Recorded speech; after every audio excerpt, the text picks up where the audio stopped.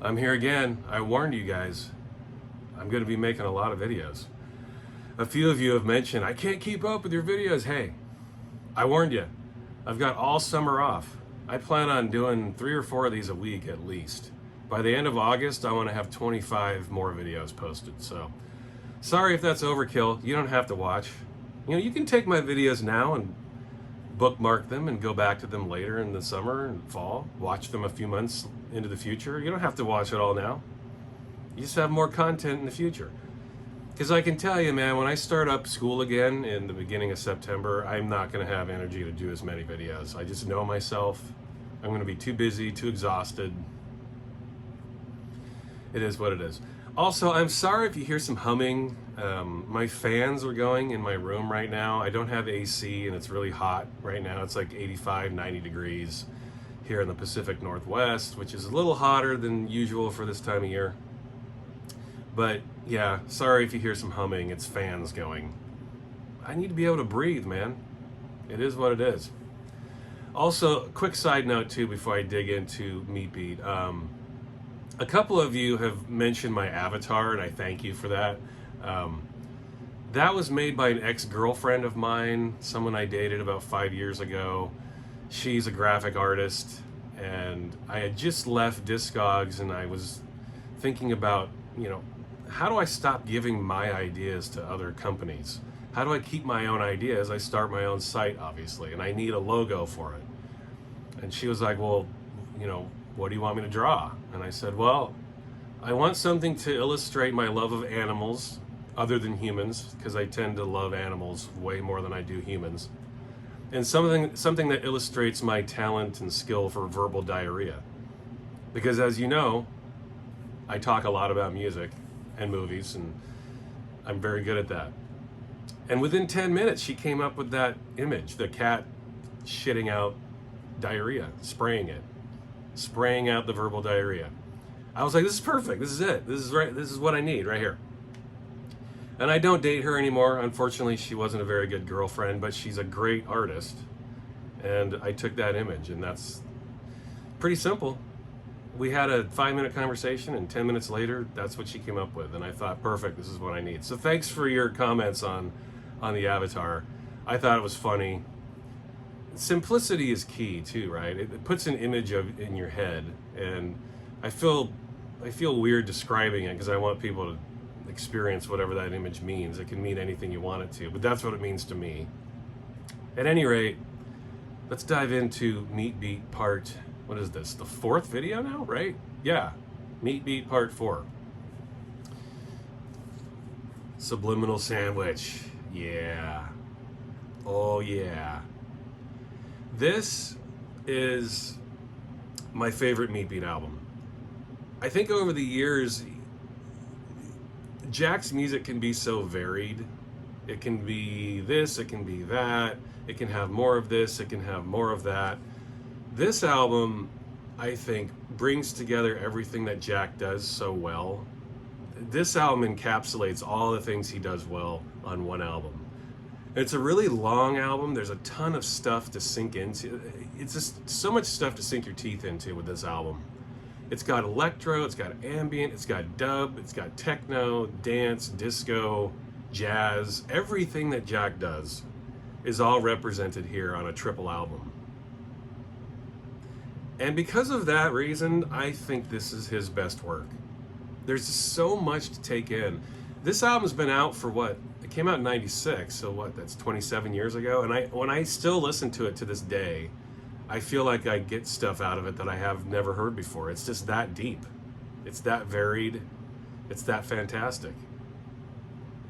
This is the European vinyl release. Didn't come out in the States on wax. It did come out in the US on CD, and this was the first release on Trent Reznor's Nothing label from Meat Beat. Trent Reznor was a huge Meat Beat Manifesto fan, I'm sure he still is. And he released this as a double CD in the US. The double CD has more tracks on it. This is one of those few instances where I would recommend you get the CD. It's got more songs than this, even though this is a triple album. And they could have fit all of them on here, but they just didn't. I don't know why. but the double CD has like 4 or 5 more songs on it than this has. It's an unfortunate thing about vinyl, you know. It's usually a lot of dance music puts all of the tracks on vinyl, but not here. You get more songs on the CD. At any rate, Trent Reznor loved Meat Beat, and he started pumping out Meat Beat records. And I remember reading an interview at the time with Jack, and Jack was like, you know, when he signed me, Reznor said he was a huge fan, and he was going to let me do whatever I wanted, and he was going to give me total control and freedom. And Jack said, okay, put your money where your mouth is. I want to put out a triple album. And Reznor was like, okay. And so that's one of the ways Trent Reznor is really cool. He was a big fan of Meat Beat, and he was just like, do what you want to do. And this is what Jack did. And thank Christ for that, because yeah, I think this is Meat Beat's best album. Amidst a flurry of brilliant albums, Jack really nailed it here. And you can feel that freedom. This is his most experimental record too. There's just so much shit going on with this album. There's so much stuff to take in. So many great genres, so many great moods, so many different directions he goes here. And I'll dive into that. This is, like I said, this is the European vinyl release. You see the limited edition double LP with free 12-inch. The free 12-inch, like Satyricon before it, the free 12-inch has songs that were on the standard CD release. So, you know, you are getting extra songs or whatever. But it does just feel like the album, a triple album.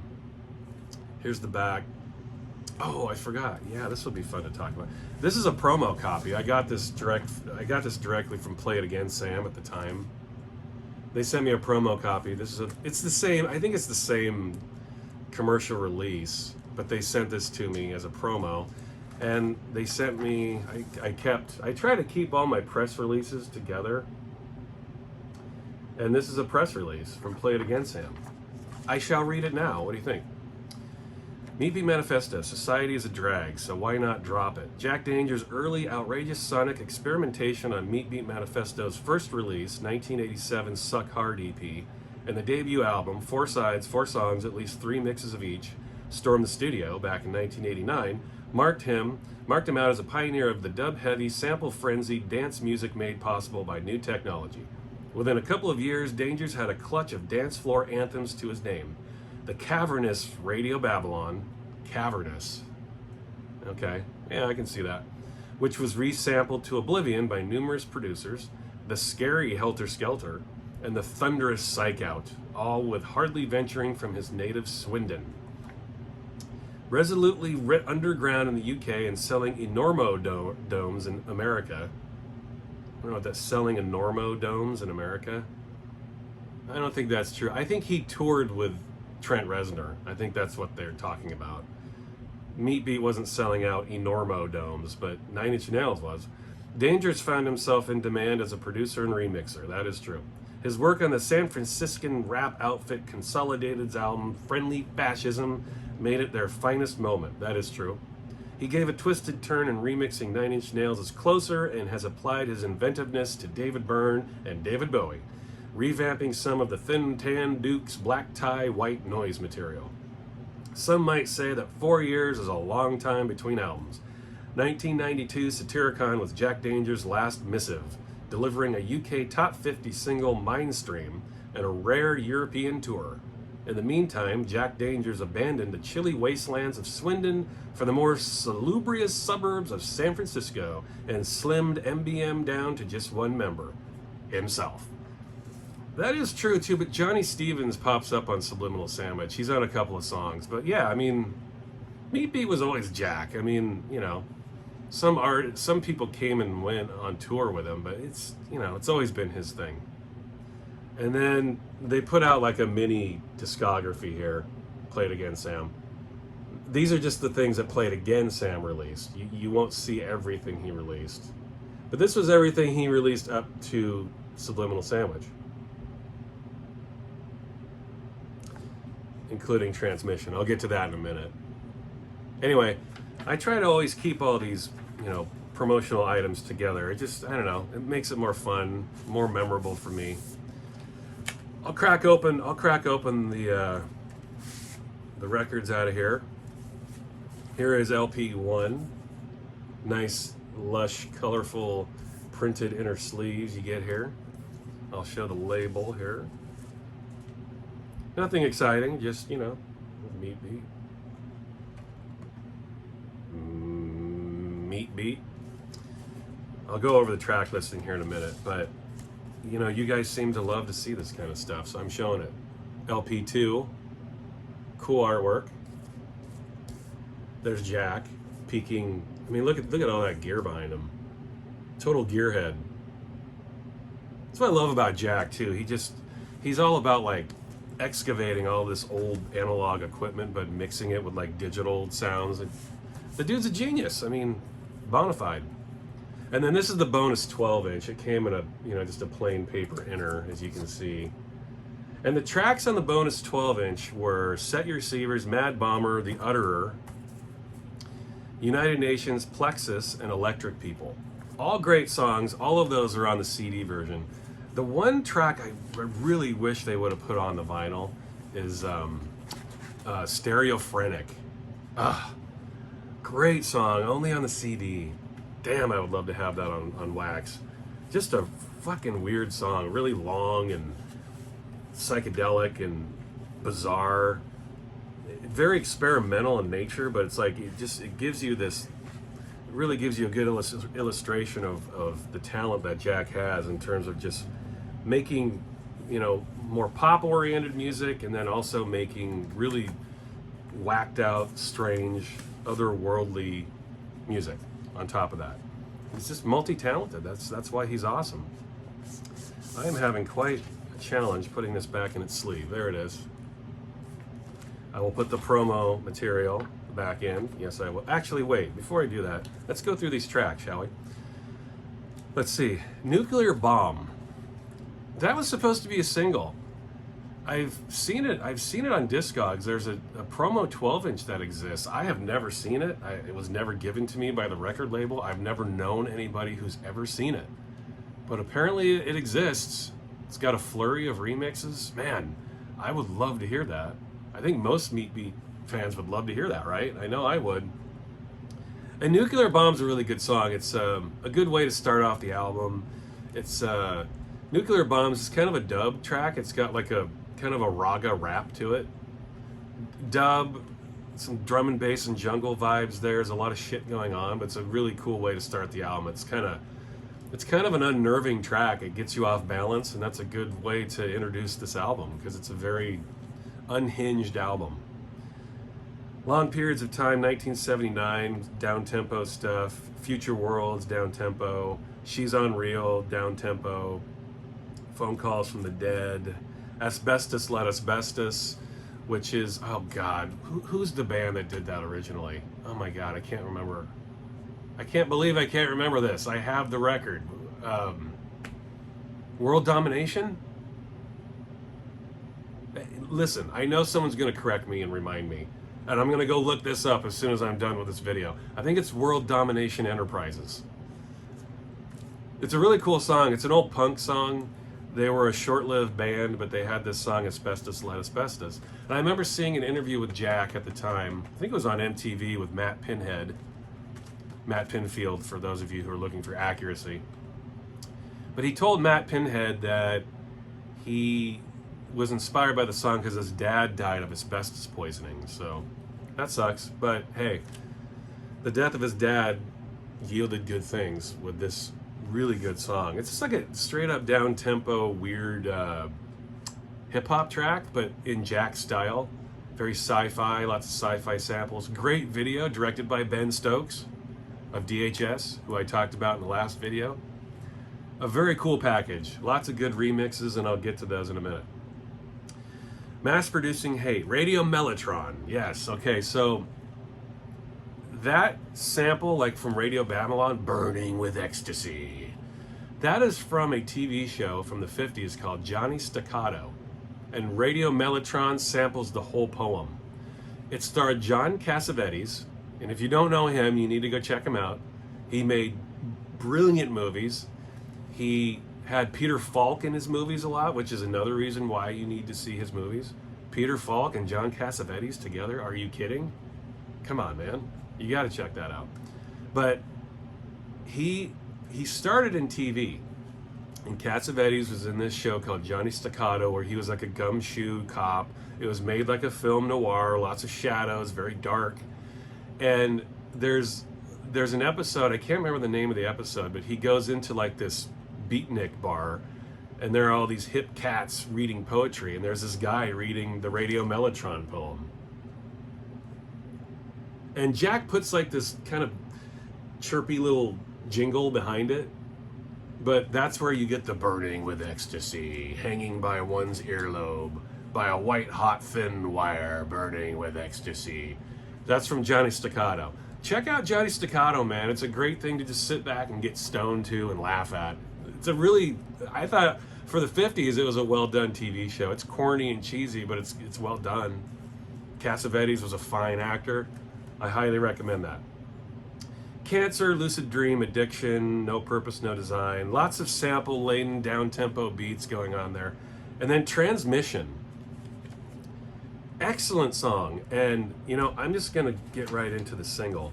Transmission was the first single from this album. It preceded the album. Came out before. And to this day, I think it was one of the most ballsy choices for a single ever. This is a flat-out bizarre track, man. It's one of the least, when you listen to the album, it might be the one song on the album that you would think would not be a single. But the fact he did release it as a single just makes it cooler, I think. Just an experimental, bizarre track. Lots of bizarre samples about people losing their minds. Jack is whispering in the track. He almost sounds like a witch. Burning fire. He's just, it's like a distant, ghostly voice in the background. It is so not single worthy, and that's why this is a great single. You do not ever hear singles like this. Fantastic release. Highly, highly recommended. As always, if you like this album, you need to have these 12 inches too. I mean, it's all, you've got to have, it's all connected. You have to have these. It's got a couple of mixes of Transmission. It also has Mad Bomber the Woods on it, which is on Satyricon. Man, if they could have put Stereophrenic on here as the B-side, I mean, why they didn't do that, I don't know. You already have Mad Bomber the Woods on the album. Why put it here? If you're going to keep Stereophrenic for the CD only, put it on a 12-inch, man. Come on, what are you doing? Think about these things. Play it again, Sam. Come on. Anyway, this is a really inspired single. Transmission. It's just one of the most bizarre choices of a single you'll ever hear. And again, this was the lead-off single. This was the single to get people interested in Subliminal Sandwich.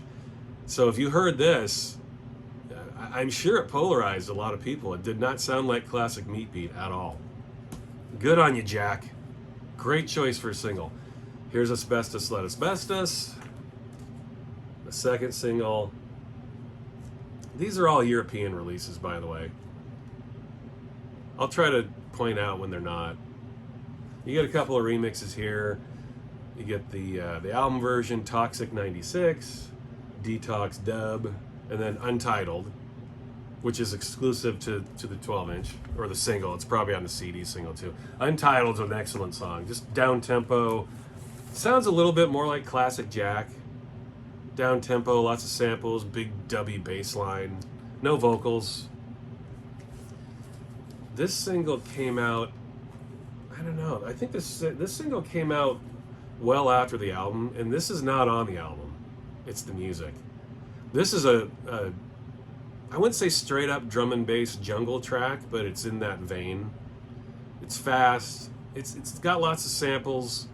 It's very aggressive, like a lot of Meat Beat's music is, but this was like a drum. This was his first jungle track, I think. He did Radio Babylon before jungle was jungle, and he redefined the whole genre with that, but this was him making sort of his first drum and bass jungle track of the day that was recognized as such. And it's a good song, man. Great stuff. It's got the album, well, it didn't come out in an album, so it's just got the original version. It's just the music, which is a remix. I Control, Audio Collage #2. Very good mix, very good track. and the Luke Vibert mix of Asbestos Let Asbestos. It's called the Plug remix. Luke Vibert records under Plug as well. Plug is his drum and bass thing that he does. Luke Vibert, when he releases music under his own name, it's more like acid. It's more acid house. Most of his stuff is, you know, it lives in the acid world, but it's more acid house. When he records his Wagon Christ, it can be more down tempo, more hip hop inspired. And then when he does Plug, it's drum and bass. Same with Amen Andrews, another one of his names. That's like a straight up drum and bass jungle type thing. Anyway, there's that single. I always hesitate to hold up records with generic sleeves, but you know, this came out from that era. This is the promo of It's the Music. This is a European promo. It's worth it for the B-side, We Done It Again. We Done is the last song on the album. We Done It Again is just a mix. And to my knowledge, I've never seen We Done It Again anywhere else except here. So it's worth having this. And then this is a US promo on Nothing of Asbestos Let Asbestos. This is on the Nothing label, Trent Reznor's label. And this has exclusive mixes to this US issue. It's got Toxic 99 mix, which was on that European release. It's got the radio edit, which you do not get on that European release. You get Pedigree Dogs Don't Like the Smell of Your Children mix, only here. You get the Plug mix of Asbestos Let Asbestos, which was on that European release. And you get Joined at the Hip mix, which is arguably the best mix. I forget who does that. I think his name is Charlie Clouser. Yeah, program and mixed by Charlie Clouser. Who's Charlie Clouser? Somebody tell me, I don't know. But it's an 11-minute jazzy, freaky electro mix, and you only get it on this promo. On Nothing. So Nothing commissioned their own remixes for this track, and they didn't come out commercially, only here. So it's worth picking up for that. But to wrap it up, I would highly recommend listening to Meat Beat Manifesto Subliminal Sandwich again, if you've heard it. I think a lot of Meat Beat fans maybe tuned out when he put this out because it was so different. It was so left field. It was so odd and experimental. But Jack has always been that way. I mean, Suck Hard started with experimentation. And his career has always been about experimentation, and he really delved into his experimentation here. Jack doesn't get any more experimental than Subliminal Sandwich, and I think we should be thankful for that. In fact, I wish he made more music like this. This stands out as his most unique release, and because of that, I have a really warm place in my heart for this album, and I always will. I think this is his best work.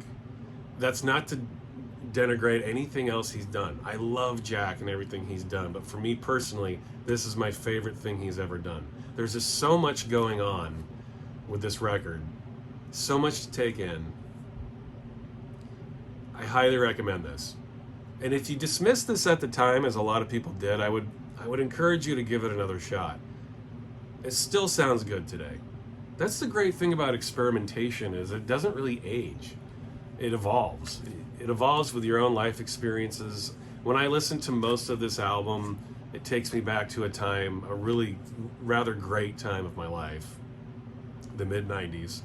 But as I listen to it today and I'm able to apply things that I've gleaned and learned as an adult, it just means more to me. I'm attached more to this album.